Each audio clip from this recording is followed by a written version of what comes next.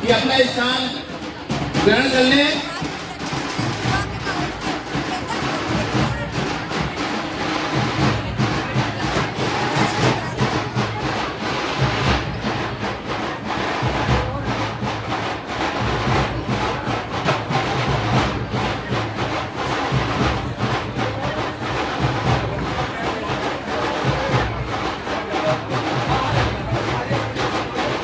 बोले परम पूज्य मुनि श्री अक्षर कुमार सागर जी महाराज की।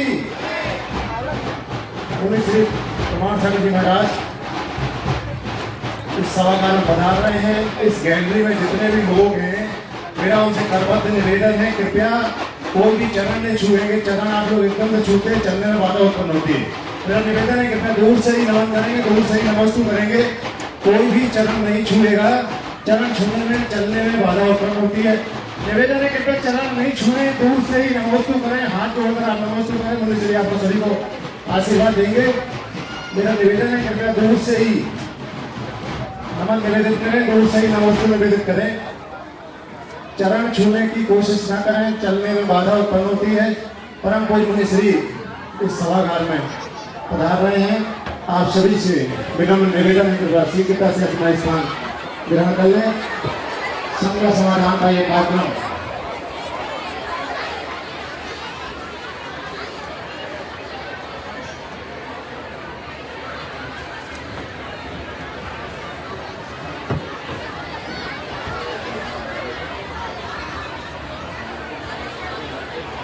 मेरा आप सभी लोगों से नम्र निवेदन है। आज गुड़ायतन के बाहर से पधारे हुए हमारे सम्मानित ट्रस्टीगण, हमारे सम्मानित सदस्यगण यहाँ पधारे हुए हैं। मेरा मंच में जितने लोग भी निवेदन हैं, उन सभी से करबद्ध निवेदन है, कृपया वो आज मंच खाली करेंगे, मंच के नीचे अपना स्थान लेंगे। मंच आज सिर्फ गुड़ायतन के ट्रस्टीज के लिए रिजर्व है। सम्मानित श्री वाजपेयी जी, मंचा सिंह, सम्मानित श्री उत्तम जी बनर्जी साहब, हेमचंद जी कमल जी सेठ साहब मंच पर हैं। बाकी सारे लोगों से मेरा निवेदन है, कृपया मंच खाली कर दें। मंच आज सिर्फ गुड़ायतन के लिए है, गुड़ायतन के ट्रस्टीज।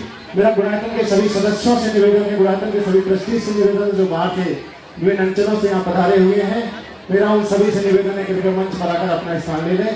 और कार्यकर्ताओं से निवेदन है, कृपया गुड़ायतन के ट्रस्टीज को भी मंच पर लेकर आए। गुड़ायतन ससम्मान गुड़ायतन के ट्रस्टीज को मंच दें। सभी से निवेदन है, कृपया मंच को शीघ्र वो यहाँ आ रहे हैं। अभी गुड़ायतन का अधिवेशन चल रहा था, गुड़ायतन का अधिवेशन चल रहा था। एक अद्भुत रचना संवेद शिखर गुड़ायतन में बनने जा रही है और इसी कारण महाराज श्री को थोड़ा सा विलंब हुआ। आप सभी से क्षमा प्रार्थी हैं, क्योंकि मुनि श्री को सुनने के लिए आप बहुत लालायित रहते हैं। हमारे बीच आज गुजराती समाज से श्रेष्ठजन पधारे हुए, उनसे निवेदन है आए और पूज्य मुनि श्री से आशीर्वाद ग्रहण करें। कायद समाज से श्री निशांत बाबू श्रीवास्तव जी हमारे बीच हैं, आए पूज्य मुनि श्री से आशीर्वाद ग्रहण करें। संजय अग्रवाल जिला मंत्री, जिला महामंत्री अग्रवाल समाज से आए हुए हैं, आए पूज्य मुनिवर से आशीर्वाद ग्रहण करें। राजीव रमेश जी, आज विलंब हो गया, सब वहीं नीचे से स्लीपर चलाएं। सिर्फ अपने स्थान से ही, अपने स्थान से राजीव बैरागी जी गाड़ी आ जाए, मध्य प्रदेश कांग्रेस कमेटी से हैं, अपने स्थान से खड़े होकर अपने हाथों का ही स्लीपर बनाकर पूज्य मुनि श्री से आशीर्वाद ग्रहण करें। श्री विष्णु तिवारी जी श्री राम तपोभूमि संस्था से हैं। श्री हेमचंद जी जायसवाल जी हिंदू पर्व समन्वय समिति से, श्री देवेंद्र समाज भी हमारे बीच आई हुई है। निवेदन है कि अपने स्थान से ही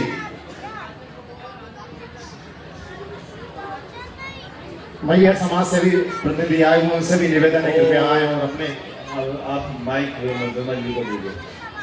स्वर्णकार समाज से व्यापारी बंधु आए हुए हैं, कृपया निवेदन है वो भी पूज्य मुनि श्री से आशीर्वाद ग्रहण कर लें। डी के तिवारी जी ऐसे एमपीएम अभियंता संघ से इंजीनियर मनोज पांडे जी आए हैं, श्यामकारी श्री प्रकाश गौतम जी आवास संघ से जो पदाधिकारी आए हुए हैं, निवेदन है कि कृपया पूज्य मुनि श्री के आशीर्वाद अपने स्थान पर ही खड़े होकर, हमारे पास समय है नहीं है। मैं आप सभी से निवेदन करना चाहता हूँ, आप सभी से क्षमा प्रार्थी हूँ, कृपया अपने स्थान पर ही खड़े होकर आप पूज्य मुनि श्री को नमन निवेदन कर लें। यहीं से आपको आशीर्वाद मुनि श्री दे रहे हैं। बोले परम पूज्य मुनि श्री प्रमाण सागर जी महाराज की। टीकामण जैन समाज के प्रतिनिधि भी हमारे बीच में हैं, श्रेष्ठ जन है, उनसे भी निवेदन है कृपया अपने स्थान पर खड़े होकर पूज्य मुनिश्री से आशीर्वाद ग्रहण कर लें।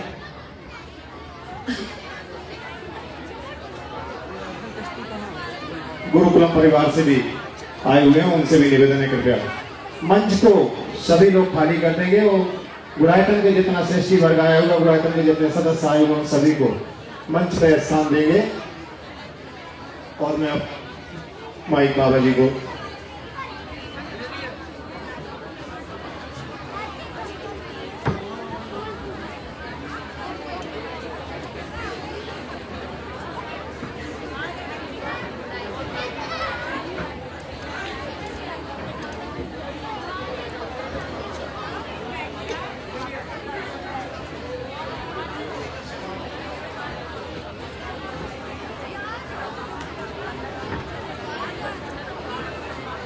अभिषेक जैन लकी अगर यहाँ हो तो गुड़ायतन के जो 6 कमरों के दातार थे उनके नाम मुझे देने की कृपा करेंगे। कृपया गुड़ायतन के जो दयोदय पशु सेवा केंद्र में जो संत भवन बनने वाला है, डॉक्टर अरविंद सराफ जी आए पूज्य मुनिवर के चरणों में श्रीफल ग्रहण कर आशीर्वाद ग्रहण में कमेटी उनका सम्मान करेगी।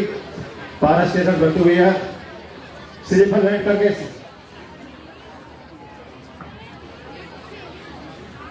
श्री निर्मल राजू न्यास लप्पू भैया पूरे परिवार के साथ आए पूज्य मुनिवर के चरणों में आशीर्वाद श्रीफल ग्रहण कर आशीर्वाद ग्रहण कर। डॉक्टर रविंद्र सरस जी आए पूज्य मुनिवर के चरणों में। डॉक्टर राजेश जैन जी आए, डॉक्टर राजेश जैन जी, डॉक्टर मोदी जैन जी आए पूज्य मुनिवर के चरणों में श्रीफल ग्रहण कर आशीर्वाद ग्रहण करें। श्री विनोद भैया, प्रसन्न नंबर जी, अनपत क्लॉथ स्टोर सुरभ्रो भैया, प्रसन्न भैया आए, मदन लाल जी पारस स्टेटस परिवार और श्री आनंद भैया महावीर कलेक्शन, श्री आनंद भैया महावीर कलेक्शन, अंबर आनंद भैया, सभी लोग आ जाएं। शीघ्रता से श्रीफल चढ़ाकर मंच को खाली करें। कार्यक्रम हमारा संख्या समाधान का प्रारंभ होने जा रहा है। शीघ्रता से मंच को खाली करते हैं।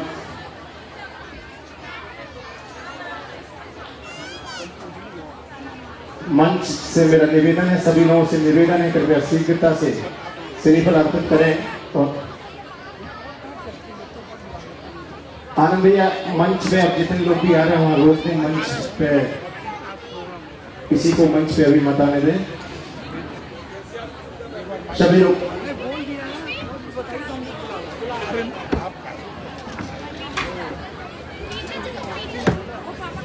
गुड़ायतन के जितने ट्रस्टी यहाँ पर आए हुए हैं, मेरा कमेटी के सदस्यों से निवेदन है, कृपया गुड़ायतन के ट्रस्टीज को मंचासीन कराएं। गुड़ायतन के सभी ट्रस्टी जो उस पीछे खड़े हो गए उनको जगह सुरक्षित सम्मान के साथ आगे लेकर आएं और मंचासीन कराएं। मंच को सभी लोग खाली करते हैं। माइक आदरणीय वाह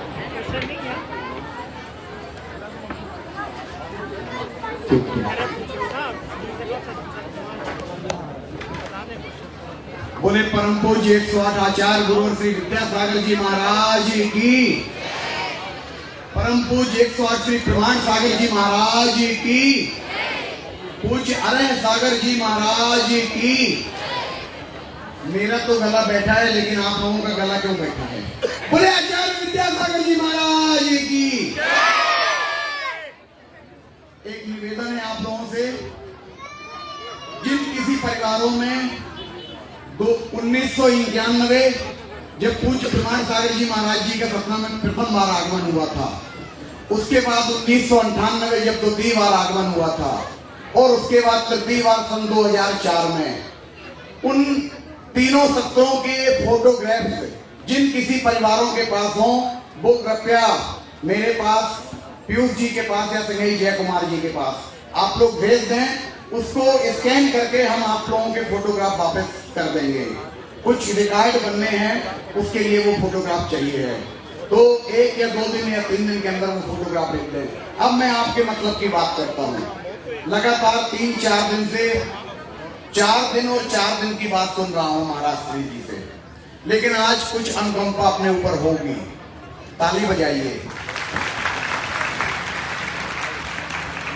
अनेक बार संघ समाधान में महाराज श्री जी भाग्य और पुरुषार्थ की बात करते हैं और एक शेर बोला करते हैं कि हाथों की लकीरों पे भरोसा मत करना भाई, भाग्य तो उनके भी होते जिनके हाथ नहीं होते। लेकिन महाराज श्री जी हमारी धारणा कुछ अलग है। हम सतना वाले कभी हाथों की लकीरों में नहीं उलझे, हम सतना वाले कभी हाथों की लकीरों में नहीं उलझे। हमें मालूम है कि आपके आशीर्वाद से किस्मत का लिखा भी बदलता है। आज जो 4 दिन बोला गया था वो बदल जाएगा। 4 दिन पहले जो 4 दिन बोला गया था आज बदल जाएगा। मांगा है जब भी आपसे, मिला है वो हम सबको। मांगा है जो आपसे मिला है वो हम सबको। खाली हाथ जाएं ये ऐसा डर नहीं है, ये ऐसा डर नहीं है। और आज पूज्य मुनि श्री जी के मुख से ही हम सब जो हम लोगों को अतिरिक्त कुछ मिलने जा रहा है उन्हीं से निवेदन करेंगे कि बीच में वो हम सबको ये आश्वासन दें कि कुछ समय सतना में उनका प्रवास और रहेगा। जोरदार हमारे प्रस्ताव का समर्थन करें। अब आदरणीय बाबा जी, मैं संघ समाधान के चरणों के पूर्व में आमंत्रित कर रहा हूँ यहाँ उपस्थित श्री उत्तम बनर्जी साहब को कि वो आए और अपना हिंदू पर्व समन्वय समिति के प्रमुख श्री उत्तम बनर्जी अपना कुछ उद्गार यहाँ प्रस्तुत करेंगे। उसके बाद इनके उद्गारों के बाद हम आपको ले चलेंगे संघ समाधान की ओर। आइए श्री उत्तम बनर्जी साहब, एक बार तालियों के अभिनंदन से स्वागत करिए।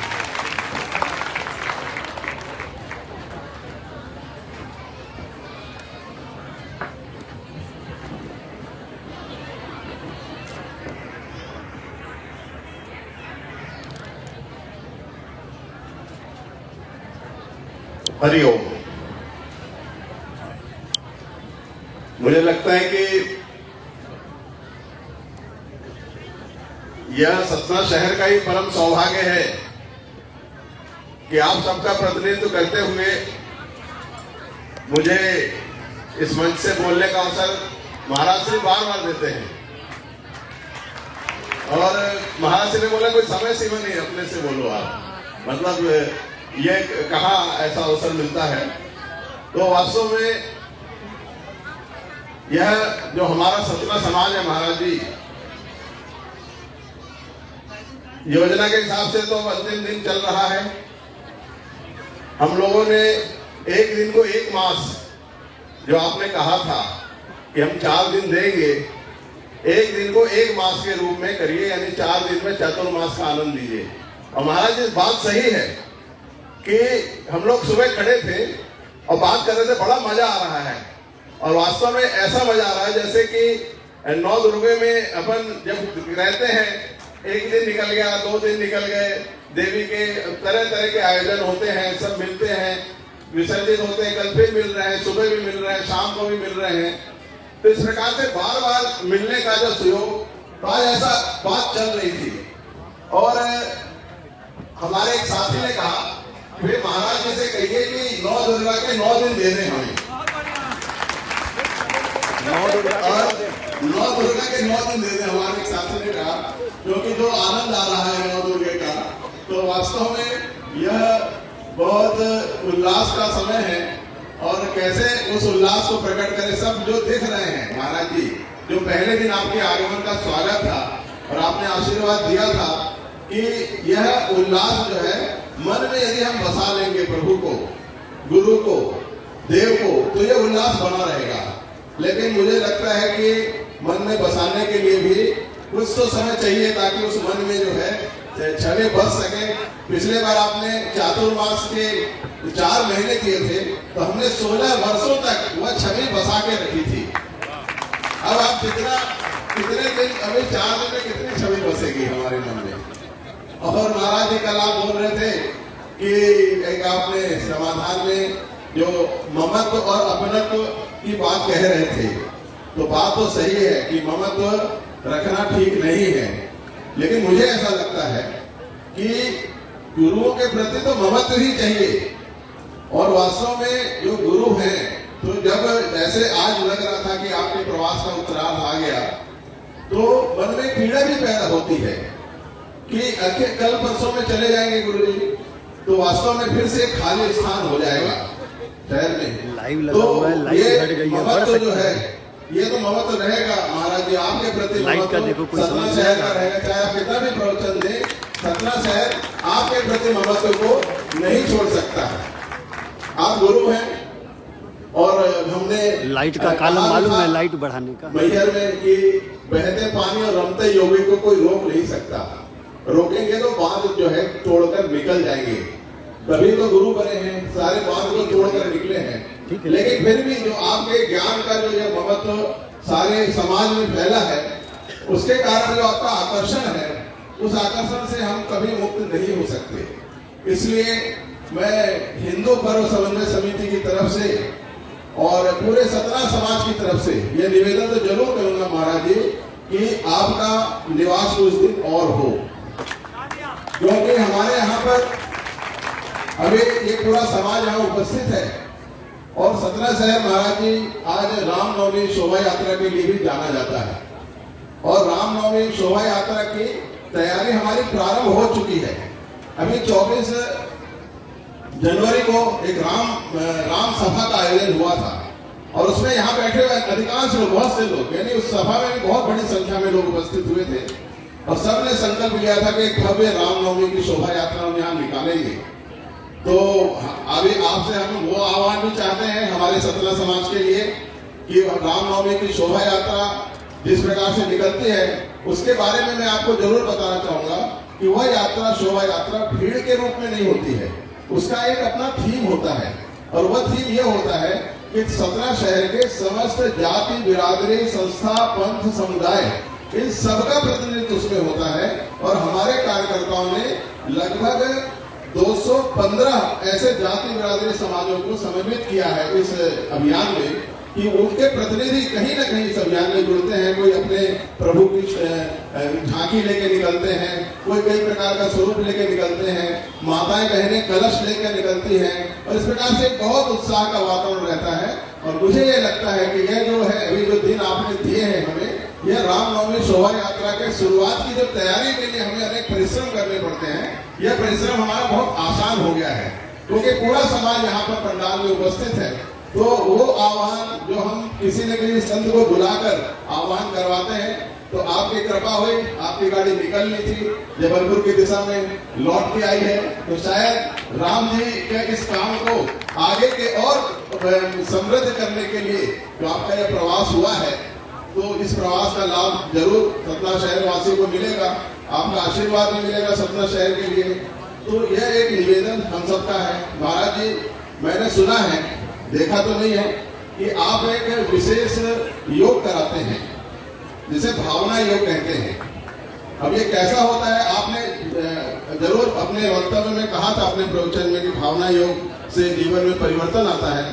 तो महाराज जी, अभी हमें इसका अनुभव नहीं है और ना ही हमारे सतना शहर के ये जन समुदाय है, इनको भी नहीं है भावना योग का अनुभव। तो यह कम से कम भावना योग का जो है एक प्रसंग हम सबको देकर जाए। काम कठिन है, मैं सुबह जानना चाह रहा था रमेश भाई से कि क्या होता है, मुझे बहुत सुबह करना होता है। तो भाइयों, ये सुबह 6 बजे होता है भावना योग और यह योग ऐसा है, मैंने सुना है, अभी मुझे इसका अनुभव नहीं है, कि जीवन में बड़ा परिवर्तन लाता है। वो भावना योग करने से जीवन में बड़ा परिवर्तन आता है। तो आप लोग ऐसा बड़ा परिवर्तन अपने जीवन में चाहते हैं क्या? दोनों हाथ उठाकर बोलेंगे यदि। बहुत हाँ की आवाज नहीं आ रही, सिर्फ हाथ दिख रहे हैं। बहुत अच्छा, मुझे लगता है कि जैसे लोग कहते हैं कि आवाज शिखर जी तक पहुंचे, तो ये आवाज जो है महाराज जी के हृदय तक जरूर पहुंच रही है। एक बार मैं फिर से पूछूंगा कि क्या हम सब भावना योग का लाभ लेना चाहते हैं? अब मुझे महाराज जी अपनी तरफ से कुछ नहीं कहना। आप देखिए इन भक्तों की जो है इस इतनी लालसा कि जो इस योग में जो है सराबोर होना चाहते हैं। तो यह योग मेरे ख्याल से 3 दिन का होता है। तो हमारे इस प्रेम में आप मत ही जाइए इस बार। कभी कभी प्रभु की लीला होती है, जैसे हनुमान जी को कोई बांध नहीं सकता था, लेकिन वो इंद्रजीत को भ्रम हो गया कि मेरे नाग पास में बंध गए, जबकि वो तो उन्होंने शंकर जी का मान रखा था। कि भाई वो बंध जाए और बंध के जो है उनका मान रह जाए। तो हम सब जानते हैं आपको कोई अपने स्नेह में बांध नहीं सकता, लेकिन आप महाराज जी ऐसी आप लीला कर दीजिए कि हमको ऐसा लगे, हमें यह भ्रम हो जाए कि आप हमारे मोह पास में बंध गए हैं। और भावना योग के लिए 3 दिन का समय, ये मेरी तरफ से, बाकी आप लोगों की तरफ से ये लिमिट नहीं है भाई। देखो मैंने तो 9 दुर्गा के, हमारे लोगों की भावना है कि 9 दुर्गा के 9 दिन मिल जाए, लेकिन भावना योग के 3 दिन मुझे लगता है कि हमारे सतना शहर के लिए हमने जितने परिश्रम से पिछले 16 वर्षों में इस समाज को इस प्रकार से एक करके महाराज जी आपके सामने उपस्थित किया है, अब यह एक योग के साथ बंध जाए और आने वाले समय में सतना शहर अपने इस प्रकार के एकात्म को प्रदर्शित करने के लिए भारतवर्ष में मिसाल बनकर खड़ी हो सके, इसके लिए आपका आशीर्वचन चाहिए और जरूर चाहिए। इसके लिए मैं यह एक विनम्र निवेदन संपूर्ण सतना समाज की तरफ से महाराज श्री करना चाह रहा हूँ कि आप कृपया अपनी स्वीकृति देकर और भावना योग का यह संकल्प हम सबको पूरा कराएं। इतने निवेदन के साथ महाराज श्री मैं अपने वाणी को विराम देता हूँ। बोलो मुनिवर गुरु विद्यासागर जी महाराज की, मुनिवर श्री प्रमाण सागर जी महाराज की, मुनिवर श्री अहल सागर जी महाराज की। नमोस्तुते। बनर्जी साहब कहते कहते कुछ बह गए। वह इसलिए गए कि खुद तो ममत्व में जीते हैं, संतों को भी ममत्व में माना। देखो संतों से ममत्व नहीं, संतों से भक्ति है। संतों के प्रति श्रद्धा और भक्ति होनी चाहिए। ममत्व उलझाता है और श्रद्धा और भक्ति हमें तारती है। समझिए, भक्ति रखो। कहते हैं सूरदास जी से, सूरदास जी ने श्री कृष्ण से कहा और श्री कृष्ण जी बांध छुड़ा के चले गए। तो क्या कहा था उन्होंने? बाएं छुड़ाए जा तुम निबल जान के मुंह, हृदय से जब जाओगे तब जानेगा।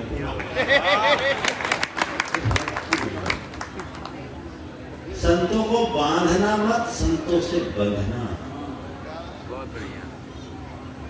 जीवन का उद्धार कभी होगा। इसलिए हमें ममत्व से तो मुक्त होने का भाव रखना ही चाहिए। हमारी हृदय में अपनत्व जीवन को ऊंचा उठाता है, ममत्व नीचे गिराता। आपने भावना व्यक्त की कि हमें तो 9 दुर्गा जैसे एक दिन बीत रहा है, तो 9 दुर्गा 9 दिन का होता जरूर है, पर रस तो आखिरी 4-5 दिन में ही रहता है ना। तो आप 4-5 दिन का पूरा आनंद तो ले रहे हैं। 3 दिन का दिया था, 1 दिन का एक्सटेंशन तो अपने आप हो ही गया, 3 की जगह 4 हो गया। अब आप लोग अच्छी जुगाड़ लगा रहे कि भावना योग और होता है। देखिए अभी मैं कुछ नहीं कह सकता। कल भगवान ऋषभदेव का निर्वाण महामहोत्सव है और कल का दिन चूंकि चतुर्दशी भी, इसलिए कल का दिन तो आपके भाग्य में है ही। बोनस में मिला का दिन है, बाकी जो भी होगा होंगे उसके अनुसार समय पर आप सबको सूचित कर दिया जाएगा। यदि आपके भाग्य में भावना योग होगा तो हो जाएगा, उसमें क्या संशय। और भावना योग के लिए भावना बनानी होगी, समझ गए। और जैसा कहा उसके लिए तो जल्दी आना होता है, और सर्दी में आप लोग का सूरज ही 8 बजे उगता है, समझ गए। तो मैं देखूंगा इस विषय में जो भी होगा हमारा आगामी कार्यक्रम कल की तिथि में सुनिश्चित होगा। आज काफी विलंब हो गया क्योंकि आज बुलायकर का क्षेत्रीय अधिवेशन था और पूरे महाकौशल वृंद और बुंदेलखंड अंचल के बुलायकर के सभी प्रतिनिधिगण यहाँ उपस्थित थे।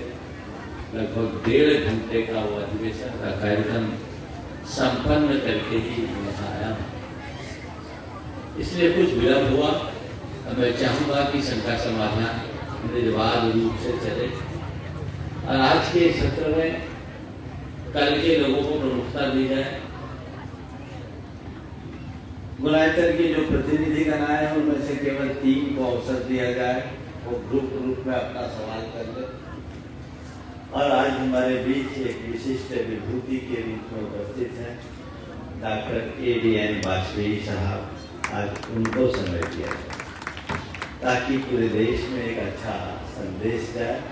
इसलिए अब बिल्कुल 1 सेकेंड का समय गंवाए बिना मैं इस कार्यक्रम को प्रारंभ करने के लिए मंच से कहूँगा। अब कार्यक्रम की विधिवत शुरुआत करें।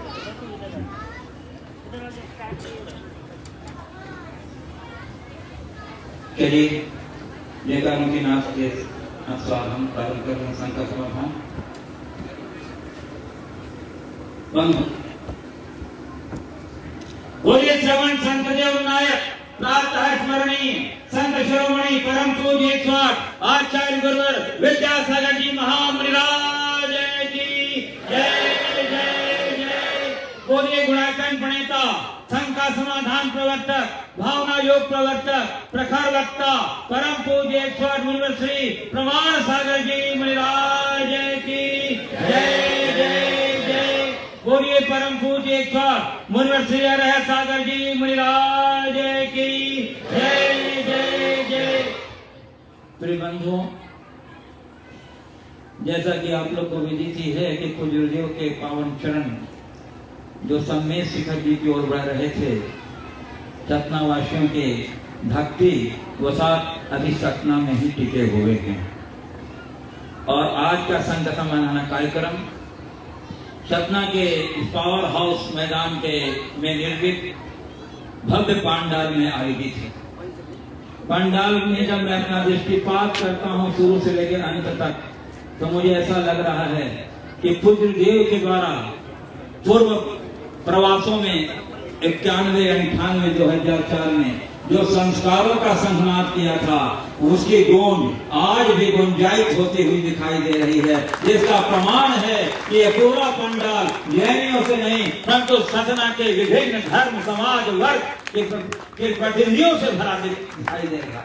यह प्रमाण है इस बात का कि सर्वधर्म संवाद की जो दयाल सतना में बही है वो अभूतपूर्व है और पूरे देशवासियों के लिए अनुकरणीय है। मैं अभिनंदन करता हूँ सत्ता समाज की ओर से यहाँ उपस्थित सभी स्थानीय नागरिकों का, सभी सर्वधर्म संवाद के प्रतिनिधियों का तथा और आज जो बुंदेलखंड के विंध्य प्रांत के जो ट्रस्टी यहाँ मंच पर विराजमान है, उन कौशल प्रांत के जो महाकौशल प्रांत के जो सम्मानित ट्रस्टीगण यहाँ विराजमान हैं, जो गुणायतन के अधिवेशन में भाग लेने आए हैं, वो भी मंच पर उपस्थित हैं, उनका भी मैं अभिनंदन करता हूँ सतना की जैन समाज की ओर से, मंगल विहार यात्रा संघ की ओर से। और मैं आपको लिए चलूं संघ का समाधान की ओर। इसके पूर्व बिना गुरुदेव के आशीर्वाद के कोई भी कार्यक्रम पूर्ण नहीं होता, अधूरा सा होता है। इसलिए हम लोग पहले गुरुदेव के आशीर्वाद से अपने को ऊर्जावान बनाएंगे, उसके बाद संघ का समाधान की ओर मैं आपको ले चलूंगा। तो हाथ जोड़िए, मस्तक झुकाइए और बोलिए मेरे साथ, नमो गुरुदेव, नमो गुरुदेव, नमो गुरुदेव। और संघ का समाधान के कार्यक्रम का शुभारंभ जैसा कि गुरुदेव ने बताया कि आज हमारे भी विशिष्ट अतिथि के रूप में गुरु चरणों के अनन्य भक्त और अवधेश प्राप्त। चलिए, तो पहले मैं आमंत्रित कर रहा हूँ हमारे जो गुणायतन के जो प्रतिनिधि यहाँ ट्रस्टी के रूप में उपस्थित हैं, उसमें सर्वप्रथम आमंत्रित कर रहा हूँ गुणायतन के शिरोमणि संरक्षक श्री महेश गिरहरा जी, जो सागर की समाज के यशस्वी अध्यक्ष और उनके साथ में सागर के जितने प्रतिनिधि भी उनके साथ आए हैं, वो उनके साथ खड़े होकर के वहीं से नमो सुनिश्चित करने श्रीपद प्रेमचंद जी, हमारे वर्णी कवर्ण उपकार एजेंसी वाले और श्री सब्जी मड़ावरा आदि जितने भी तरह से आए हैं, अपने स्थान से खड़े हो जाएं और श्री महेश जी लहरा जी अपनी जिज्ञासा और भावना वहां की तरफ से। नमोस्तु महाराज जी, नमोस्तु महाराज जी, नमोस्तु महाराज जी। जितने लोग इस कार्यक्रम देख रहे हैं उन सबकी ओर से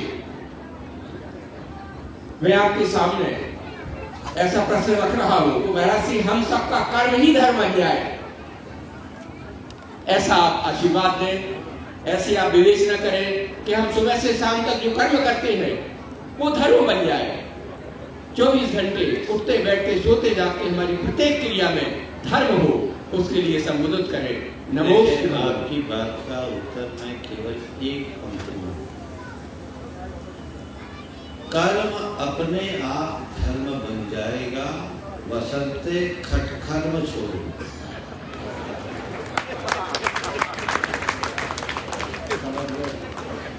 खटकर्म छूटते ही धर्म बन जाएगा। धर्म है क्या? सधर्म यत्ना धर्म। जहां अधर्म नहीं है वही धर्म है जी। हमारी दृष्टि केवल और केवल अधर्म से बचने की जी। चलिए, नमोस्तुते। दूसरे क्रम में मैं आमंत्रित कर रहा हूँ राष्ट्रीय दिगंबर जैन युवा महासंघ जबलपुर, जो गुरुदेव की प्रेरणा के द्वारा जबलपुर में गठित हुआ था, सक्रिय है। उनके सभी सदस्य अपने खड़े हो जाएं और उनमें से श्री राय सेठ चंद कुमार ने अपना एक प्रश्न पूरे संघ की ओर से प्रस्तुत करेंगे। आज तो सामलाते में काम।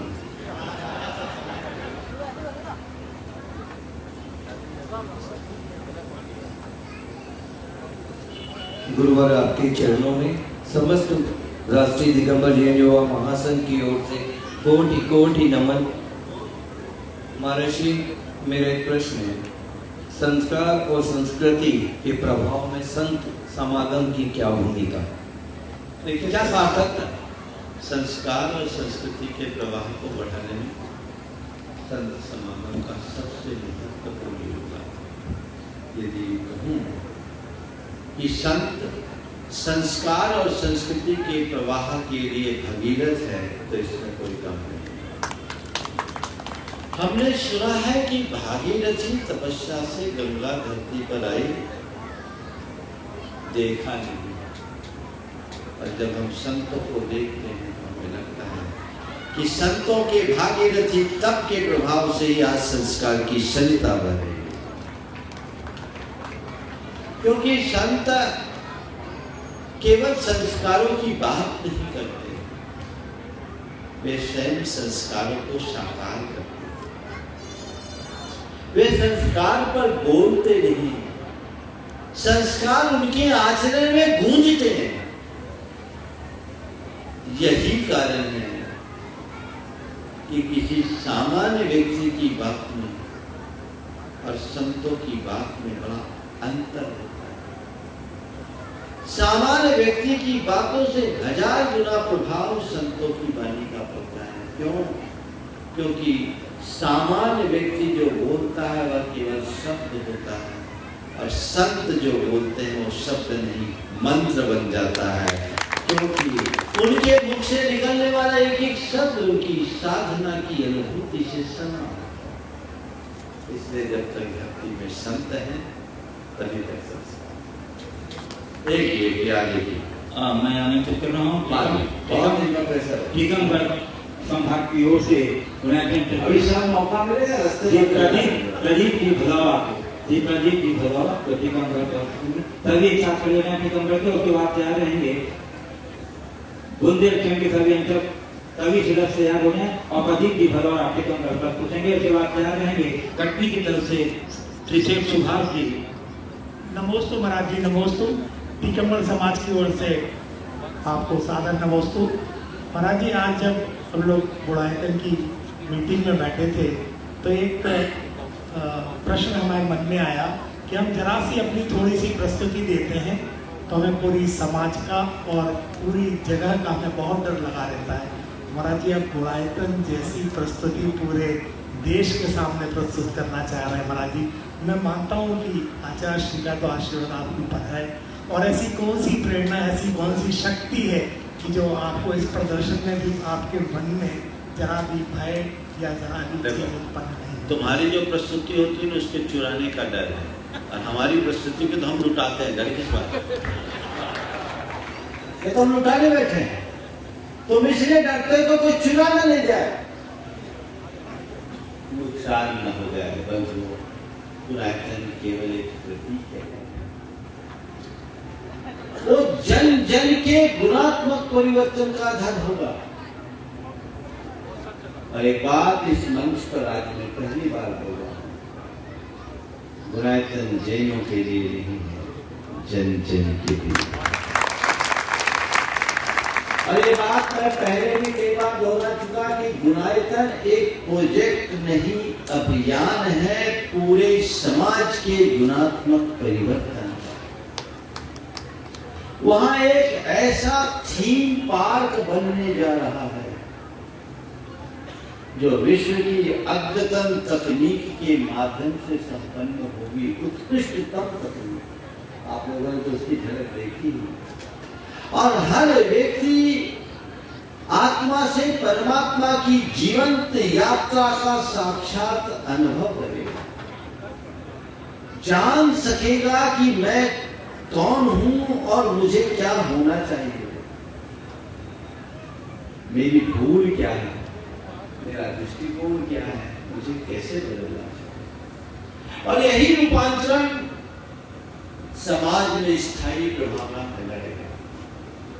आधुनिक टेक्नोलॉजी के माध्यम से जीवन के रूपांतरण का विश्व में ये पहला उपक्रम है, क्योंकि टेक्नोलॉजी के माध्यम से जो भी कार्यक्रम चल रहे हैं वे सब मौज मस्ती और एडवेंचर्स के लिए। ये पहला रिलीजियस प्रोजेक्ट है जो अपने आप में अद्भुत है। आम जनों की जानकारी के लिए मैं बताऊं, वहाँ एक थीम पार्क बन रहा है जिसमें एक सोलिंग राइड है। उस सोलिंग राइड का नाम है समोसरण दर्शन, जिसमें 16 मिनट में आप साक्षात परमात्मा के दर्शन करके बाहर निकलेंगे। ये विश्व की पहली राइड। और दूसरी एक मूवी है जो 270 डिग्री की स्क्रीन पर 4DX के साथ दिखाई जाएगी, विश्व की इकलौती यात्रा आत्मा से परमात्मा की, जिसमें हर व्यक्ति साक्षात आत्मा से परमात्मा की यात्रा का अनुभव करेगा, स्वयं साक्ष्य महसूस करेगा और अपने जीवन को बदल सकेगा। आप बिल्कुल चिंता मत कीजिए, आज समाज को जिसकी आवश्यकता है वहाँ वही उपक्रम चल रहा है। इससे डरने की जरूरत नहीं, डटने की जरूरत। और मैं आमंत्रित कर रहा हूँ कटनी प्रदेश की ओर से श्री शेख सुहाग जी जैन को, जो गुणायतन के कर्तृत्व नहीं, साथ ही ये जो मंगल विहार यात्रा समय से करके ओर चल रही है, उस यात्रा संघ के पुण्यार्जक का सौभाग्य उन्हें प्राप्त है। जोरदार कहते हैं सभी घटने वाले एकत्रित हो जाए। एक बार हमारे इनके सौभाग्य की चढ़ाना में अपने तालियों का दान दे दीजिए शेख सुहाग जी का। तो आप दुर्लभ सौभाग्य है ऐसे क्षण। इसके बाद तैयार रहेंगे सपना की ओर से दिनेश दिन अभी तक एक साथ तैयार होने। नमस्तु नमस्तु नमस्तु। हम सबका प्रश्न है कि हम सबका बीमा कराते हैं, हम लोग पूरे परिवार का बीमा कराते हैं, उनके भविष्य की चिंता करते हैं, तो हम लोग के भविष्य की चिंता का ऐसा कुछ बात बताइए। हम लोग का भविष्य देखिए घटना बताता हूँ। एक बार एक युवक मेरे पास आया, थोड़ा जल्दी में था। बोले क्या बात हो गई? बोले महाराज जी थोड़ी व्यस्तता हो गई, अब शादी हो गई तो व्यस्तता बढ़ गई। बोले ठीक हुई है, व्यस्तता बढ़ गई, शादी हो गई तो थोड़ा धार्मिक क्रियाएं भी बढ़ा दो। अरे हाँ महाराज अब थोड़ा देखें तो लाइब्रेरी बढ़ गई है तो हमें तय में नहीं है। और घड़ी देखने लगा तो क्या बात? तो महाराज थोड़ा जाना है, LIC ऑफिस जाना है। अरे महाराज जी सोच रहा हूँ विवाह हो गया, जिम्मेदारी बढ़ गई, कहीं कुछ गड़बड़ ना हो जाए तो एक आध कोई पॉलिसी ले जाए, जीवन का कोई भरोसा नहीं। मैंने कहा हद हो गई भाई, अभी तो तुम बोल रहे थे जब मैं तुम्हें धर्म की बात किया तो बोले अभी महाराज जी फिर देखें कभी तो दूसरी व्यस्तता है, और अभी तुम तुरंत उलट के बोल रहे हो कि जिम्मेदारी बढ़ गई, जीवन का कोई भरोसा नहीं तो बीमा कर। हमने का ध्यान रख, दुनिया की कितनी भी बड़ी बीमा कंपनी क्यों ना हो, केवल उम्मीद बांटती है, कुछ नहीं। बीमा वालों का काम ही आशा और उम्मीद बांटना। कहते जरूर है जिंदगी के साथ भी, जिंदगी के बाद भी, लेकिन जिंदगी के बाद की कोई व्यवस्था नहीं, साथ की व्यवस्था भले हो जाए। दुनिया में एक भी ऐसी बीमा की कंपनी नहीं है जो तुम्हारे जीवन का बीमा करा सके, है क्या? अगर अमल बना सके नहीं है ना, लेकिन एक कंपनी है और उसकी एजेंसी हमारे पास। ऑफिस 24/7 हमेशा खुला, 24 घंटा 7 दिन खुला और एक से बढ़कर एक पॉलिसी है। चाहिए? अब इसमें हमारा कोई कमीशन भी नहीं, कमीशन तो तुम्हारा, बस और क्या है। सदगुरु की शरण में आओ, अपनी आत्मा का बीमा कराओ, जो ही भाव में भी सुख दे और पर भाव में भी सुख दे, जिंदगी के साथ भी, जिंदगी के बाद भी। कुछ व्रत संकल्प लो, कुछ सत्कर्म का संकल्प लो, कुछ शुभ अनुष्ठान करो, वो तुम्हारा बीमा है। ये बीमा तो केवल आश्वासन है। कई लोग बीमा करा लेते हैं पर क्लेम के लिए पता नहीं कितना केस लड़ना पड़ता है। यहाँ कोई केस नहीं, सब ऑटोमेटिक सिस्टम है, ऑनलाइन डायरेक्ट। क्योंकि जहाँ बीच में कमीशन खोली होती है ना, वहां गड़बड़ होता है। यहाँ कुछ है नहीं, सीधा कनेक्शन। इसलिए बहुत अच्छा सवाल उठाया। मैं चाहूंगा इस सभा में उपस्थित सभी जन और जो इस कार्यक्रम को अपने घरों में बैठकर देखने वाले हैं, वे सब अपने जीवन का, अपनी आत्मा का बीमा कराने का निश्चय जरूर करेंगे। यही हमारे जीवन के काम है। मैं चक्रा की समस्त व्यक्तियों की ओर से दिनेश जी को कम से कम सभी व्यक्ति अपने स्थान पर खड़े हों, कभी आराधित हो जाए। हमारे आराध्य परम पूज्य गुरुदेव के चरणों में समस्त गुणाकर ट्रस्टियों का बारंबार नमोस्तु नमोस्तु नमोस्तु। गुरुदेव, हर बेटी के भाग्य में पिता तो होता है, पर हर पिता के भाग्य में बेटी नहीं होती। गुरुदेव, हर बेटी के भाग्य में पिता तो होता है, पर हर पिता के भाग्य में बेटी नहीं होती। गुरुदेव, जो पिता बेटी का कन्यादान करता है वह, या जो पिता वर पक्ष बेटी का कन्यादान लेता है, इन दोनों में कौन बड़ा हुआ? कहने का तात्पर्य यहाँ दाता और याचक वाली बात है। कृपया समाधान कीजिए। देखिए, दाता और याचक तो हमें बना नहीं। मेरी राय में कन्यादान शब्द का प्रयोग होता है, पर कन्या कोई दान की वस्तु नहीं है, ये हमें समझना है। कन्यादान जिस भाव से गढ़ा गया, आज उसकी आत्मा को ही लोगों ने बुला दिया। कन्यादान का मतलब क्या है? अरे, तुम्हारी वंश की अभिवृद्धि के लिए मैं अपने कलेजे के टुकड़े को तुम्हें सौंप रहा हूं, ये कन्यादान का स्वरूप है। कन्या का दान कर दिया, जैसे जेब से निकाल कर 2-4 रुपये का दान किया, ये कन्यादान है। लोगों ने ये सोच लिया, कन्या के बिना तुम्हारी वंश की वृद्धि नहीं हो सकती। इसलिए यदि मुझसे पूछो तो वर पक्ष की अपेक्षा वधू पक्ष की महिमा ज्यादा है। वो दाता याचक है, आभारी रहना चाहिए। पर आजकल तो उल्टा हो गया, लड़का वाला हमेशा जेठा माना जाता है। वो लड़का वाला है ना, तो लड़के ही रहता है। ये सोच बदलनी चाहिए। और आज तो और आगे की बात है, लड़का लड़की के भेद को ही मन से निकालना चाहिए, और जब हम निकालेंगे तभी कुछ अच्छा करता है। हम लोग हमारे बीच यहाँ उपस्थित हैं, लेकिन रायचंद के परिवार से जुड़ने वाले ट्रस्टी के रूप में नए ट्रस्टी अजयगढ़ निवासी श्री राजकुमार जी, मुकेश जी और रुपेश जी, मैं उन्हें सादर आमंत्रित कर रहा हूँ। सब परिवार से जाएं। मैं उनके सौभाग्य की सराहना करता हूँ कि आपने गुणायतन से जुड़ करके अपनी बीमा जैसा जो देव ने किया है उसको साकार किया है अपने जीवन को। इनका सम्मान करेंगे। हाँ, और इनका सम्मान करें डॉक्टर राजेश जैन जो सानी सपना के ट्रस्टी हैं, और दूसरे 2 लोग हैं, इनका सम्मान करेंगे। और नए ट्रस्टी श्री राजकुमार जी, मुकेश जी, रुपेश जी, अजयगढ़, तो सब परिवार आया जो चरणों में श्री फल भेंट के आशीर्वाद ग्रहण करें और इनका सम्मान करेंगे। हमारे श्री डॉक्टर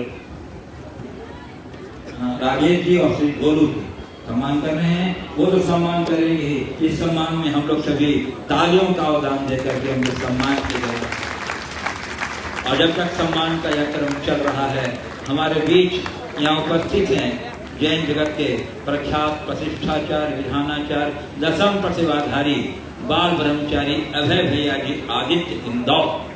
इनके बारे में विशेष परिचय देने की जरूरत नहीं है। गुरुदेव के सानिध्य में होने वाले विभिन्न विधानों, पद कार्यों, प्रतिष्ठा के माध्यम से आपने इनकी प्रतिभा और उपयोगिता को देखा है। मैं इन्हें सम्मान के साथ आमंत्रित कर रहा हूँ। वे पधारे गुरु के चरणों में श्रीफल भेंट करके आशीर्वाद ग्रहण करें और आप अपने तालियों के उदान से मेरे भैया जी का सम्मान भी करते बंधुओं। श्रीमती महेश बिलौरा को मैं आमंत्रित कर रहा हूँ। हमारे नए ट्रस्टी रूप में जुड़े हैं, उनके परिवार की महिला सदस्यों के सम्मान के लिए श्रीमती महेश बिलहरा आ जाएं।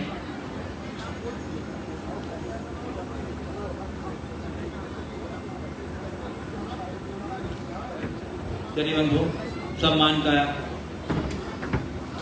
एक स्मृति चिन्ह भी दे के सम्मानित कर रहे हैं बंधु। पीयूष जैन लखोर और बंटू धन्य कुमार जैन पावर ट्रेडर, ये हमारे अपने ये यूनाइटेड की ओर से श्री नए ट्रस्टी को सम्मान के साथ मोमेंटो प्रदान कर रहे हैं और यह आपके लिए स्मृति के रूप में बराबर अंकित रहेगा। हम आपके सौभाग्य की सराहना करते हैं, आपके गुरु निष्ठा की सराहना करते हैं और आपके इस भाव का समर्थन करते हैं कि आपने गुणायतन के साथ जुड़ करके अपने श्री वृद्धि को सुनिश्चित कर दिया है। जोरदार करते अभिनंदन। और इसके बाद मैं आपको चलिए, तो अब मैं जो कल हमारे रह गए थे समय भाव के कारण, उनमें से मेरे पर आमंत्रित कर रहा हूँ। सर्वप्रथम श्री जितेंद्र जी जैन जो भारत विकास परिषद के हैं, और फिर आप क्या रहेंगे श्री घनश्याम जी सोनी RSS उपस्थित हैं, जो उपस्थित है बोलिए जल्दी से। अगला और उसके बाद क्या रहेंगे श्री अजय कुमार द्विवेदी एडवोकेट, श्री अजय कुमार द्विवेदी।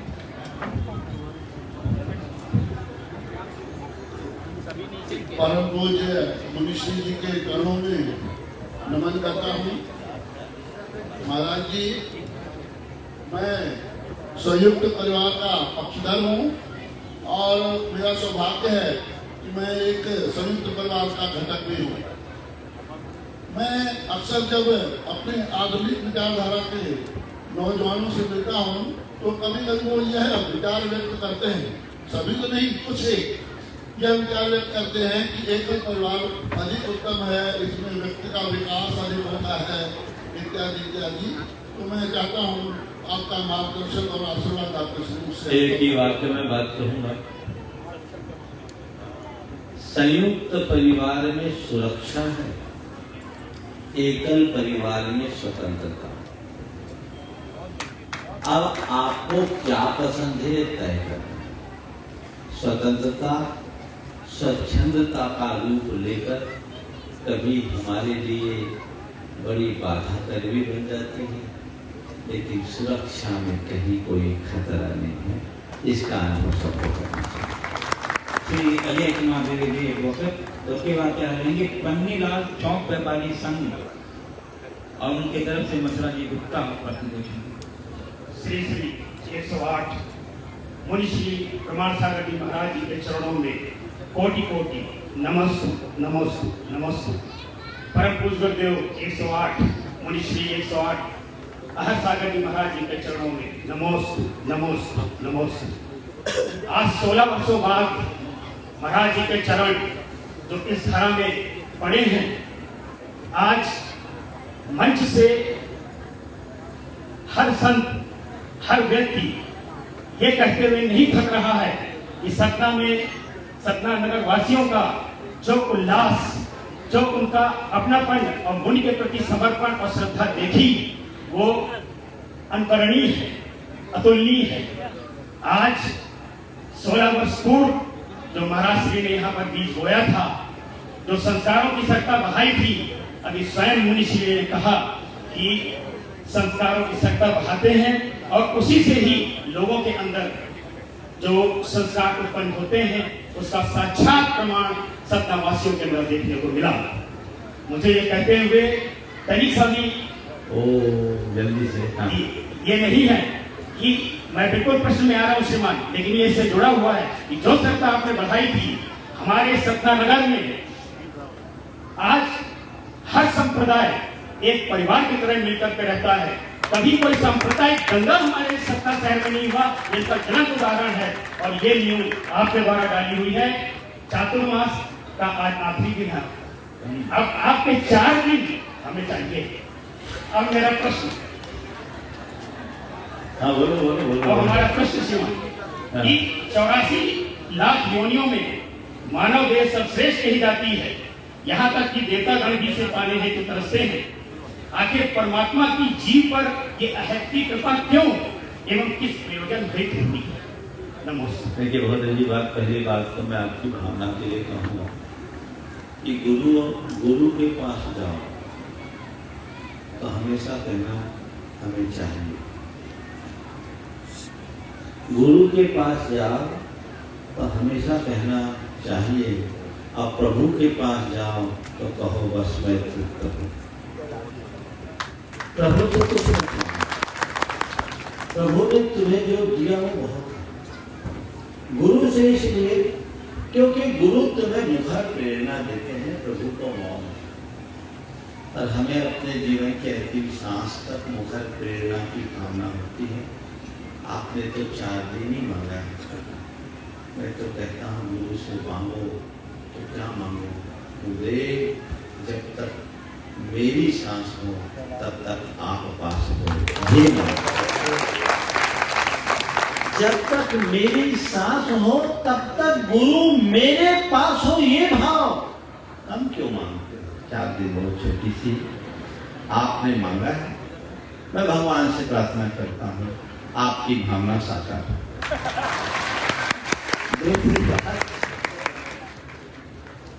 आपने कहा 84 लाख योनि में मनुष्य को ये श्रेष्ठता क्यों मिली?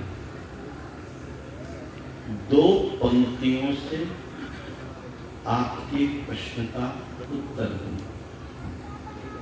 बहुत पुराना दोहा है, पनहि पशु के होते हैं, नर का कछु नहीं हो। और नर यदि नर करनी करे तब नारायण हो। तो मनुष्य पने की श्रेष्ठता मनुष्यता को साकार करने में है।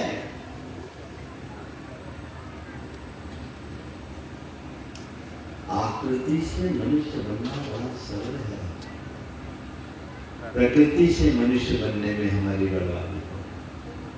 तो हम आकृति से नहीं प्रकृति से मनुष्य बने, ऐसा हमारा शनिलाल स्वामी व्यापारी संघ की ओर से श्री कैलाश जी के शर्वानी और बात चाह रहे गुजराती समाज सभी पनीलाल चौक व्यापारी संघ के सभी सदस्य एक साथ खड़े हो जाए उनके साथ, उनके प्रतिनिधि के रूप में वो पूछ रहे हैं कैलाश के शर्वानी।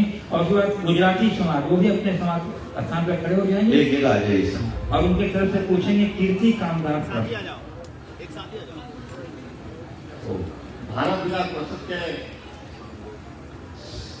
कैलाश के शर्वानी गुरु जी के श्री चरणों में सादर नमन। गुरु जी, मेरे मन में एक शंका है कि आज की वर्तमान युवा पीढ़ी, विशेषकर बड़े शहरों की, उनमें सहन शक्ति की बहुत कमी है, जिसके कारण विवाह के कुछ समय बाद ही संबंध विच्छेद और संयुक्त परिवार से अलग होने ये आम बात होता जा रहा है। मेरा मानना है कि कहीं ना कहीं हमारी परवरिश में कोई ना कोई कमी रह गई है, चाहे वो हमारा बेटा हो या बेटी, दोनों में ही सहन शक्ति और समझदारी का अभाव होता जा रहा है। हमारी पीढ़ी और युवा पीढ़ी का मार्गदर्शन कीजिए ताकि आने वाले समय में कोई ऐसा विवाद और परिवार न। देखिए, आपने बहुत ही ज्वलंत मुद्दा को उठाया है, ये बातें आज आम हो गई। विवाह विच्छेद हमारी संस्कृति का कलंक है। हमारे यहाँ 2 ही बातें हैं, या तो विवाह या वैराग्य, बीच का कोई रास्ता नहीं। या तो शादी करो या सन्यासी बनो, बीच का रास्ता नहीं। आज ये चीजें आम हो गई, इसकी वजहों पर जाना चाहिए।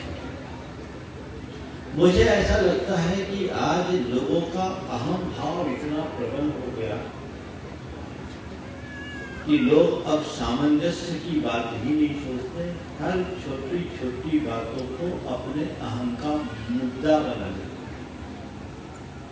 और दूसरी बात, पहले ये सीख दी जाती थी कि बेटी तुम अब ससुराल जा रही हो तो जैसे हो तुम्हें उस घर में निभाना है और जैसे तैसे निभाना, उस घर को तू स्वर्ग बनाना। अब कहा जाता है बेटी तू जा रही है, दब के मत रहना, कॉम्प्रोमाइज मत करना, कुछ है तो हम हैं। बोलो ये मैं गलत बोल रहा हूँ क्या? सही बोल रहा हूँ ना? एक बार तालियां हो जाते। और इसमें बुरा मत मानना, इसमें सबसे बड़ी भूमिका इधर वालों की है। बोलो गलत बोला? मेरी बात सत्य लग रही कि नहीं? आज कम्युनिकेशन इतना फास्ट हो गया कि हर छोटी बड़ी घटनाएं पल पल में इधर से उधर जाती है और उल्टा फीडबैक मिलता है। ऐसे उल्टे फीडबैक के कारण गड़बड़ियां होती है। एक वजह ये। दूसरी वजह संयुक्त परिवार का अभाव, एकल परिवार की अधिकता। मियां बीवी में लड़ाई तो युगांतरों से होती रही, सबकी याद जो है वो, और आज से 50-60 साल पहले जिनका विवाह हुआ उनसे पूछ लो, वे आज भी लड़ रहे हैं। उनकी सफलता क्या है कि लड़ते हुए भी निभ गई, यही सफलता। ये तो होगा, लेकिन पहले और अब में एक बड़ा अंतर है। पहले लोग संयुक्त रूप से रहते थे, माता पिता रहते थे, आपस में कुछ खींचातानी हुई, मन मुटाव हुआ तो घर के लोग समझा बुझा के उसको निपटा देते थे। अब तो मियाँ बीवी दो ही है, बच्चे भी आजकल जल्दी नहीं चाहते लोग। अब दो ही प्राणी है, आपस में कुछ खींचातानी हुई तो दोनों का आपस में बोलचाल बंद, और इन दोनों की बातों को सेटल करने वाला कोई नहीं मिलता। इन दोनों की बातें कहाँ जाती है? अपने अपने दोस्तों के मध्य, और ये दो के बीच में जो तीसरा आता है ना, वो सुलगाता है, सुलझाता नहीं है। बोलो मैं गलत बोल रहा हूं सही बोल रहा हूं? वो सुलगाने का काम करेगा, सुलझाएगा नहीं। तो ये जो उल्टी सीख मिलती है, इससे परिवार विखंडित होता है। और ये विडंबना, ये समस्याएं आम हो रही है। पहले माता पिता सोचते मेरे बच्चे का संबंध हो जाए, फिर सोचते अब वो टिक जाए। और आप क्या बोलूं, 2-3 प्रकरण मेरे सामने ऐसा है कि शादी के 20 साल बाद तलाक हुआ। अब बताओ, जिनके बड़े बड़े बच्चे होंगे, 14-15 साल के बच्चे, वे तलाक ले लें। और उसके पीछे एक की वजह बताऊं, एक की फेसबुक फ्रेंड। ये सब चक्कर है। तो लोगों को चाहिए कि वे अपना सोच बदले, अपना प्रेम पहले अपने घर में प्रगटाए, औरों से बाद में। आज अपने दूर हो रहे हैं, गैर पास आ रहे हैं, इसलिए खैर नहीं है। 100 बात की एक बात, सोच बदलनी होगी, लोगों को संकल्पित होना होगा, बच्चों में प्रारंभ से ऐसे संस्कार देने होंगे, किसी के प्रति अत्याचार नहीं होनी चाहिए, हिंसा नहीं होनी चाहिए, पर छोटी छोटी बातों की तीखी प्रतिक्रिया भी नहीं करनी चाहिए। एक वाक्य ध्यान रखो, जो सहन करता है वही समर्थ बनता है। सहन करोगे तभी समर्थ बनोगे, इसलिए सहन करने की आदत होनी चाहिए। यदि ये बात प्रारंभ से बच्चों में डाल दी जाए, परिवार का की पृष्ठभूमि ऐसी हो तो कोई घटना गुजराती समाज अपने स्थान पर खड़े हो जाए, सभी समूह रूप में प्रश्न पूछेंगे कीर्ति कामदार, और उसके बाद क्या करेंगे काश समाज अपने पूरे मेजोरिटी के साथ और प्रश्न पूछेंगे निशान जी श्रीवास्तव। कीर्ति जी अकेले हैं? खड़े अपनी अपनी जगह खड़े हो जाओ। चल जो गुजराती समाज से वो खड़े हो जाएंगे। चलिए। पूज्य गुरुदेव के पावन चरणों में एक साथ हो जहां सत सत वंदन नमन। गुरुदेव इसके पहले अब याद नहीं 15-16 साल पहले पशु दयोदय केंद्र में आप विराजे थे। हमने आपके दूर से दर्शन किए थे, लगभग 200-300 फीट दूर से, और आपकी वाणी मेरे कानों में गई। उस वाणी से उस समय से लेके अभी तक मानसिक पीड़ा से जो मैं गुजर रहा था उससे मेरे को मुक्ति मिली, और अच्छे पुण्य के काम का आपने हमें प्रेरणा दी थी, आपने अपने मुखाग्र से सबको प्रेरणा दी थी। उसके चलते हम अपने सामर्थ्य के हिसाब से जो भी हमसे अच्छा बनता था करते थे और करते आ रहे। पर साहब जी उसके साथ एक हमारे अंदर दोष भी आ गया। दोष ये है कि जब हम कोई पुण्य के कार्य करते हैं या दान दक्षिणा करते हैं, इवन की सेवा संकल्प में 5 रुपए में थाली का लाभ अगर लेते हैं तो हम ये सोचते हैं कि हमारी फोटो खींच ले, व्हाट्सएप में देखने को मिल जाए। लॉकडाउन में हमने चना लाई भी बांटी तो ये मन में आता था कि कोई आके हमारा ये दान दक्षिणा देख ले।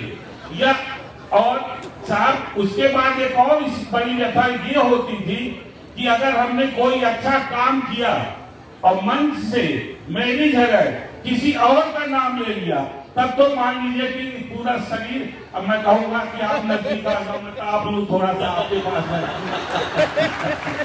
तो साहब वहां हम दोषों से गुजरने लगते हैं। पहला भाव दोष मेरे मन में आ जाता है, और दूसरा जब किसी ने दूसरे का नाम ले लिया, खासकर विरोधी का, तो फिर तो लगता है जाके 2 थप्पड़ जड़ गई, तो द्रव्य दोष भी हो जाता है। तो ये द्रव्य दोष और भाव दोष हमारे मन से निकल जाए। और ये भी मैं कल्पना कर रहा हूँ महाराज जी ऐसा आशीर्वाद दीजिए कि ये मेरा दोष बिल्कुल निकल जाए, और मैं ये न सोचूं कि आज ये कैमरा लगा है तो मैं घर में जाके देखूं कि मेरी फोटो आ रही कि नहीं आ रही। बिल्कुल ना आए, अगर नहीं आए तो ना आए, मैं दुखी ना हूँ उसके लिए। बहुत सुंदर, बहुत अच्छा सवाल नहीं, ये एक बहुत बड़ा प्रश्न आपने सबके लिए उठाया है, और जितनी कुशलता से आपने बात की एक बार उसकी सराहना कर दी है। सभी में और जब से मोबाइल आ गया और ये सोशल मीडिया आ गया, तब से ये बीमारी ज्यादा बढ़ गई। हमारा मन है निमित्त को देख करके बहता है। कैमरा नहीं हो तो कोई फर्क नहीं पड़ता, अब कैमरा हो तो मन में इतना तो आता है कि कम से कम मेरी तरफ आ जाए। ये निमित्त है। सबसे पहले तो मैं ऐसे लोगों के द्वारा किए जाने वाले अच्छे कार्यों की सराहना करूंगा, आप लोगों को भी करना चाहिए। और किसी अच्छे व्यक्ति के अच्छे कार्य करने के बाद यदि उसकी फोटो प्रकाशित होती है तो आप उसकी आलोचना नहीं, अनुमोदना कीजिए। क्यों? एक व्यक्ति को अच्छा कार्य करता देखकर, उसकी खबर सुनकर, पढ़कर, उसकी तस्वीर देखकर दूसरे के मन में अच्छा कार्य करने की भावना जल जाए तो इससे अच्छा कार्य क्या होगा? एक प्रेरणा भी है, पर इसमें एक बारीक सावधानी रखना चाहिए। मैं अच्छा काम करूं और आप मेरी फोटो छापो, ये आपके लिए शोभास्पद है, मेरी गरिमा। पर मैं अच्छा काम करने के पहले कैमरा सेट करा लूं, ये मेरी कमजोरी। धर्म का कार्य करने के बाद प्रकाशन की वृत्ति से अपने आप को बचाना चाहिए, लेकिन धर्म कार्य के प्रकाशन में कोई कटौती नहीं करनी चाहिए। जी भर कर प्रकाशित कीजिए, एक दूसरे को जब मालूम पड़ता है तो दूसरे लोग प्रेरित होते हैं। पाप को छिपा दो, पुण्य को छपा दो। मैं उल्टी बात बोल रहा हूं। पुण्य का इतना प्रसार करो, इतना प्रसार करो, इतना प्रसार करो कि हर किसी के मन में पुण्य का कार्य करने का मन बन जाए। मैं आप लोगों से एक बात करता हूं, उदाहरण देता हूं। आप लोग यहाँ आए, इस बल पर आए, जब पूरे शहर को आपने बदल दिया, उसे देखा, अरे मरा जा रहे, मरा जा रहे, मरा जा रहे, एक दूसरे से सुने, तभी नहीं आए। यदि हमारे आगमन की कोई सूचना आप लोगों के पास नहीं होती, ये पब्लिसिटी हिंदू पर्व समन्वय समिति और जैन समाज ने मिलकर नहीं की होती, तो क्या आपको पता लगता? हम आते और चले जाते, अब रह जाते। इसलिए आभार व्यक्त करो इस समिति का आयोजन करके आपने बहुत अच्छा बात। इसी तरह कोई अच्छा कार्य करे और लोग उसकी सराहना करे, प्रचार प्रसार करे तो बुराई नहीं, लेकिन खुद के मन में प्रचार प्रसार का भाव इसलिए कि मैं हाईलाइट नहीं होना चाहिए। हाँ, खुद भी प्रचार प्रसार करा देना एक अर्थ में बुरा नहीं है, बशर्ते इस भाव से कि इस प्रचार प्रसार से दूसरों को भी प्रेरणा मिलेगी, वो लोग भी करेंगे तो बुरा नहीं। इसी तरह जो मैं बोलूं और मेरी जगह दूसरे का नाम हो जाए तो फिर आग लगती है, कोई चिंता नहीं। दूसरे का नाम हो जाए तो उस समय थोड़ा सा ठंडा पानी अपने पास रखो, सहनशीलता का, कि चलो भाई मैंने पुण्य किया पर मेरे से ज्यादा पुण्य उसका है, मैं काम किया तो भी मेरा नाम नहीं, वो बिना काम के नाम पाला, उसका पुण्य ज्यादा है। अब मुझे अपना पुण्य और बढ़ाना होगा ताकि मेरे काम के अनुरूप मेरा नाम हो। यही आशीर्वाद मिल जाए। बस ये भावना सबके हृदय में होनी चाहिए, तभी हमारा जीवन सत्कर्ष होगा। काय समाज अपनी जगह खड़े हो जाए और प्रश्न पूछेंगे निशान जी श्रीवास्तव, और उसके बाद तैयार रहेंगे मानवाधिकार आयोग के जिलाध्यक्ष श्री अशोक दीक्षित जी। गुरु जी के चरणों में संसद नमन। गुरु जी, मेरा सवाल सिर्फ इतना छोटा सा, ऐसा क्या कारण है कि परिवार के बीच में प्रेम खत्म होता जा रहा है? भाई भाई आपस में प्रेम धीरे धीरे धीरे धीरे सब समाप्त हो रहा है। देखिए, बहुत अच्छा सवाल है। परिवार के प्रति प्रेम इसलिए खत्म हो रहा है क्योंकि हम अब व्यक्तिनिष्ठ होने की जगह वस्तुनिष्ठ बनते जा रहे हैं। एक तो वाक्य में हमारे संबंधों का आधार प्रेम, आत्मीयता, परस्परता और बंधुत्व की भावना है। उसका स्थान आवश्यकता और उपयोगिता ने ले लिया। इसी का नाम कर्मबल जो है, यही उपभोक्तावाद है। और इस बढ़ते हुए उपभोक्तावाद से यदि हमें सबसे बड़ी क्षति पहुंची है तो वह हमारी संवेदना पर पहुंची। जब संवेदनाएं समाप्त होंगी तो स्नेह कहां से बचेगा? हमें चाहिए कि हम जीवन के उदात्त मूल्यों को आत्मसात करें, वस्तु की जगह व्यक्ति को महत्व देना चाहिए। अशोक दीक्षित मानवाधिकार आयोग के जिलाध्यक्ष। पूज्य गुरुदेव के श्री चरणों में नमन वंदन। आदरणीय गुरुदेव, मैं मानवाधिकार से जुड़ा हुआ हूँ और आजकल बहुत से मानवाधिकार उल्लंघन के प्रकरण मेरे सामने आते हैं और मैं अधिकतर देखता हूँ कि वो जो भी प्रकरण आ रहे हैं मानवाधिकार उल्लंघन के, उसमें मुख्य कारण अहंकार होता है। और ये अहंकार को सामान्य कार्य व्यवस्था के समय, सामान्य कार्य व्यवस्था के समय कंट्रोल कैसे किया जा सकता है, इसका मैं आपसे चाहता हूँ। ये मेरे में भी एक गुण है। देखिए, इससे सभी पीड़ित हैं। आपका प्रश्न बहुत महत्वपूर्ण है और लंबे विवेचना की अपेक्षा रखता है। अवसर मिले तो मैं पूरा प्रवचन कभी इस पर दूंगा, लेकिन अभी संक्षेप में केवल इतना बता, आप पूरी तरह से अहम मुक्त ना हो सके कोई चिंता नहीं, पर 4 जगह अपने आप के अहम से मुक्त रखने का संकल्प ले, जीवन व्यवस्थित हो जाएगा। नंबर 1। जहां हमारे संबंध नष्ट होने लगे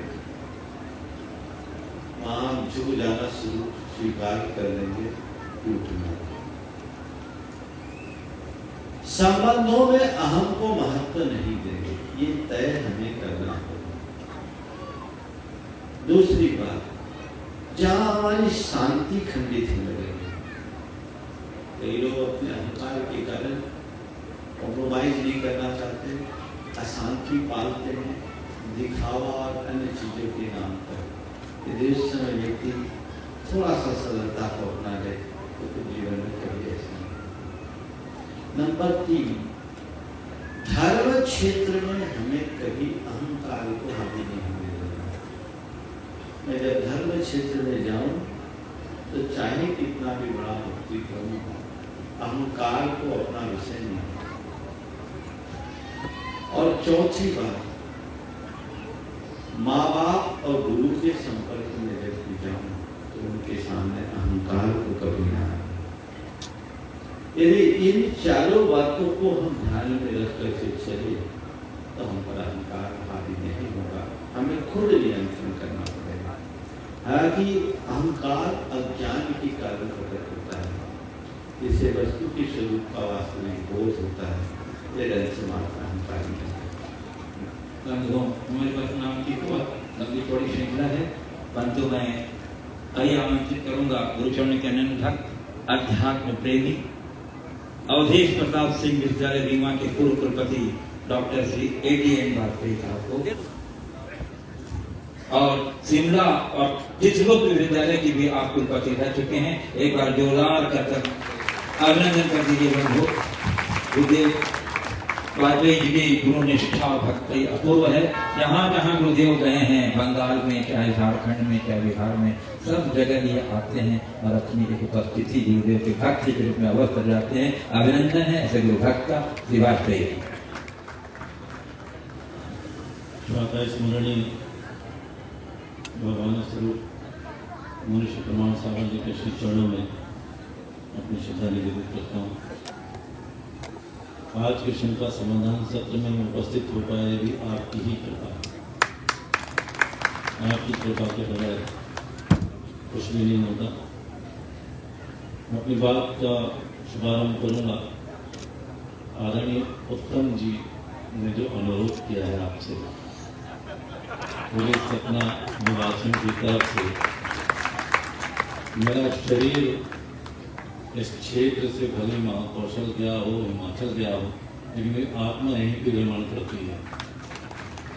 वो अनुरोध करती है कि आप और समय दें सपना निवासियों के लिए। मैं भी आपकी कृपा से प्रयास करूँगा यहाँ पर आने के लिए, आपका आशीर्वाद देने के लिए। दूसरी बात, संदीप जी जब कुछ कविता सुना रहे थे तो मैं भी कविता लिखता हूँ, एक मुक्तक आपके चरणों में आग्रहित करना चाहूँगा। और इस प्रकार से है, मेरी सूरत वजूद है पूरा, मेरी सूरत वजूद है पूरा, इसे फकत तस्वीर न समझ। और मेरा दिल आशियाने अरमा है, इसे जिस्म की जागीर न समझ। मेरा दिल आशियाने अरमा है, इसे जिस्म की जागीर न समझ। और मैंने हाथों की लकीरों में करम कुरेदे हैं, मैंने हाथों की लकीरों में करम कुरेदे हैं, इन्हें खैरात मिली तकदीर न समझ। इन्हें खैरात मिली तकदीर न समझ। इसके उपरांत मेरा एक प्रश्न है, आपके लिए दो, एक क्षमता है और एक प्रार्थना है। प्रश्न ये है, आपने प्रातःकालीन उद्बोधन में धर्म और अध्यात्म की बात की। हमारी बहुत क्षति रिलीजन और धर्म को पर्यायवाची करने में हुई। रिलीजन तोड़ता है, खंड खंड करके पात करता है, शोषण करता है, और धर्म उसके विपरीत जोड़ने का काम करता है। आध्यात्म उसका मन है। मेरा निवेदन रहेगा कि आप इन तीनों का अंतर स्पष्ट तौर पर हम सबको समझें। ये प्रश्न है। और शंका मेरी है कि जिस गुणायतन अभियान को लेकर के आप एक बड़ा, मुझे लगता है कि विश्व की धरती का पहला प्रयोग ऐसा होगा। व्यक्तिगत स्तर पर हम सभी लोग पुरुषार्थ चतुष्टय में चाहते हैं कि मोक्ष प्राप्त हो, लेकिन मोक्ष को कोई मार्ग बता नहीं पाता है। ये मोक्ष का मार्ग प्रशस्त करने वाला आपका प्रकल्प है, संकल्प है। मेरी शंका ये है, हम सभी की आत्माओं का स्तर अलग अलग होता है। आपकी श्रेष्ठ आत्मा हम लोग छूटे हैं, उसमें एक जैसा रूपांतरण किस प्रकार से होगा आपके इस प्रयोग के माध्यम से, वो शंका है, उसका समाधान चाहूँगा। और एक प्रार्थना, जिस तरह से मुझे अपना सानिध्य आशीर्वाद प्रदान करने के लिए सपना बुलाया है, ऐसा ही एक बार संवेशित होने दो और मेरा जीवन का देखिए, सबसे पहले तो आपने भावना प्रकट की, मैंने नकारा थोड़ी। उत्तम जी ने भी कहा भैया कल तक का तो आपको खतरा नहीं है ना, कल तो पूरा दिन आपको मिल रहा है, प्रवचन भी, शंका समाधान भी। और भावना भाव, अगर भावना योग का योग होगा वो भी हो जाएगा, उसमें क्या चिंता है। प्रमाण सागर महाराज जी की जय। क्योंकि हमारी यात्रा लंबी, कुछ चीजें हैं उसको देखना है। अनुकूलता मिली तो हमें लाभ देने में कोई संकोच नहीं, हमारा भले आपको भी लाभ मिले। जितना अधिक से अधिक आपके भाग्य में होगा आपको मिलेगा, संशय मत करना। बस इतना कहता हूँ, जितना मिला है या जितना मिले उसे अपने भाग्य से अधिक का मान लेना जीवन है। आपने धर्म, अध्यात्म और इन सब के लिए गढ़ा गया रिलीजन, सब इनके मध्य निहित भेद को दर्शाने की बात है। वाकई में रिलीजन का धर्म से कोई संबंध नहीं। और हम लोगों ने एक बहुत बड़ी भूल की, अंग्रेजों ने हमें देशी भाषा पढ़ाई, हम देशी भाषा पढ़ना शुरू कर दिया। वो धर्म को जानते नहीं, उन्हें रिलीजन समझा। रिलीजन तो एक प्रकार के पंथ का नाम है। रिलीजन का धर्म से संबंध है। धर्म वो है जो धारण किया जाए और जिसके धारण से जीवन का सुधार हो, उसका नाम धर्म है। तो धर्म भारतीय संस्कृति का मूल तत्व है जो जीवन के रूपांतरण का आधार है, और उसकी मूलभूत आत्मा अध्यात्म। आत्मा को केंद्र में रखकर किया जाने वाला धर्माचार हमारे जीवन को रूपांतरित करता है। और आत्मा को भुला दें तो किया जाने वाला बड़ा बड़ा धर्मानुष्ठान भी हमें कुछ नहीं करता। इसलिए केंद्र बिंदु आत्मा को बना करके हमें चलना चाहिए, अध्यात्म को सामने रखना चाहिए। आज सुबह मैंने कहा था, पूरा रिचुअल नहीं, रिचुअल से स्पिरिचुअल की ओर में बढ़ना।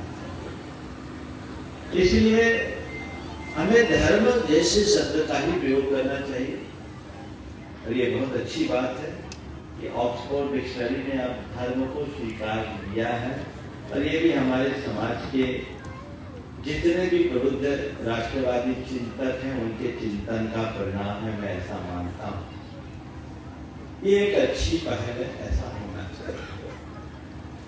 आपने जो सवाल किया है कि हर प्राणी का चेतन स्तर अलग अलग है, एक समान रूपांतरण कैसे होगा, इसी को तो दर्शाने के लिए बुलाया है। जैन परंपरा में एक शब्द है गुणस्थान। थोड़ा सा समय लगेगा, लेकिन ये विवेचना आप लोगों के लिए बहुत उपयोगी है। गुणस्थान का मतलब है हमारी भावों को मापने का पैमाना। जैन परंपरा में हर प्राणी का अपना अपना चेतन स्तर होता है, और उसके चेतन स्तर के अनुरूप उसको अलग अलग दर्जा दिया जाता है। उस दर्जे का नाम ही गुणस्थान। अगर हम शास्त्रीय शब्दावली में कहें तो उसकी शुरुआत मिथ्या दृष्टि से होती है। मिथ्या दृष्टि का मतलब है जिसकी झूठी मान्यता है, गलत मान्यता है, भूल भरी दृष्टि, और उसकी चेतना का विकास होता है जब वो सम्यक दृष्टि बनता है। तो मिथ्या दृष्टि से सम्यक दृष्टि होने पर उसकी चेतना का विकास प्रारंभ होता है। सम्यक दृष्टि होने का मतलब है सही समझ, सही दृष्टि को प्राप्त करना। तो जब तक हमारी दृष्टि में परिवर्तन नहीं होगा, हमारी सृष्टि नहीं बदलेगी। जिसे हम वैदिक परंपरा के अनुसार करें, अविद्या का अभाव होना और ज्ञान की प्राप्ति। तो सम्यक दृष्टि ज्ञान मूलक अवस्था और मिथ्या दृष्टि अज्ञान मूलक अवस्था। फिर उस सम्यक दृष्टि के जीवन में जितना चारित्रिक विकास होता है, उसका चेतन स्तर बढ़ता जाता है और कुल 14 गुण स्थान होता है। इन 14 गुण स्थानों में संसार के सभी प्राणी के जीवन स्तर को आंका जाता है और हर प्राणी अपनी चेतना को जगाकर अपने जीवन का रूपांतरण कर सकता है। जो जो हमारा आध्यात्मिक विकास होता है, हमारी चेतना का स्तर उच्च से उच्च होता है। तो हमें आध्यात्मिक विकास की ओर बढ़ना चाहिए।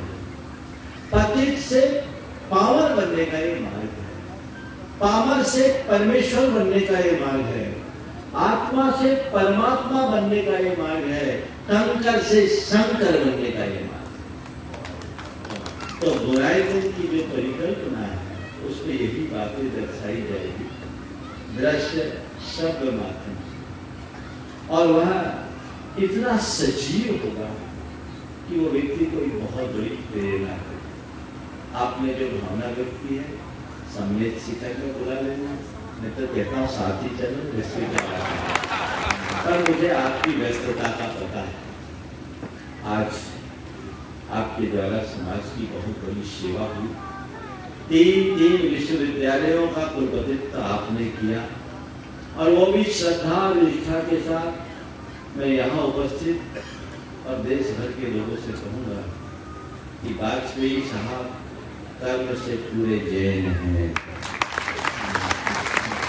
इन्होंने एक समय रात्रि भोजन का भी त्याग किया था। अभी त्याग है कि नहीं मालूम, लेकिन एक समय तो आपकी साधना चली।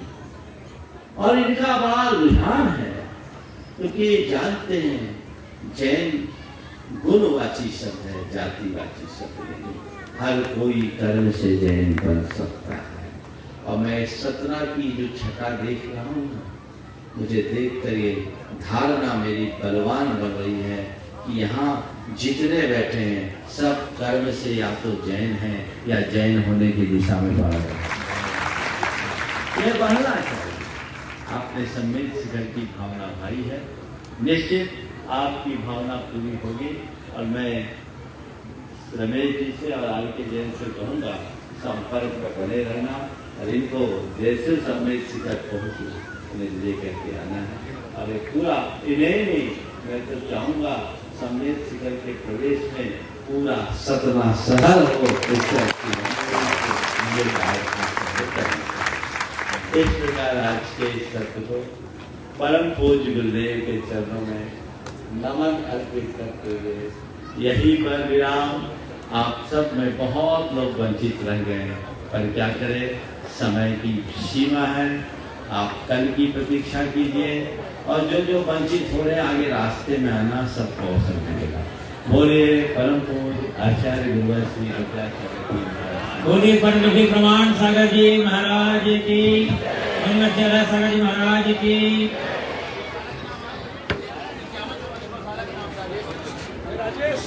बंधुओं गुरुदेव के प्रवचन साहित्य आदि बाहर स्टॉल पर उपलब्ध है। आप अवश्य यहाँ से जानिए पूर्व गुरुदेव के मंगल में प्रवचन साहित्य अपने लिए लेके जाए, बहुत उपयोगी होंगे। बहुत सारे के लिए बालक में पैसा दिया हुआ है, बहुत सारे पदाधिकारी उसे स्वीकार करें। नवीन सेठ जी हमारे बीच हैं, आए पूरी नीचे से आशीर्वाद ग्रहण करें। गौशाला के लिए हमारे ये देवांग